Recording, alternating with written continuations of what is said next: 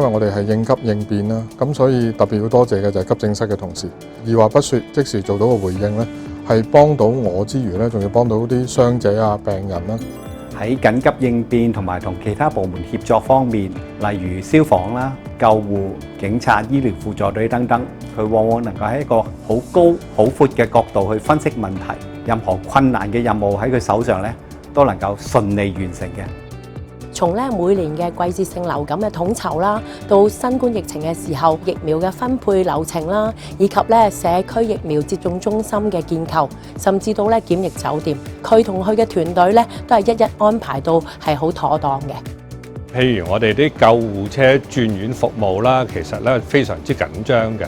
佢已經喺早幾年前已經提出咗要建立排隊嘅系統，而且有個拼車嘅功能，令到佢嘅效率可以大大提高得到。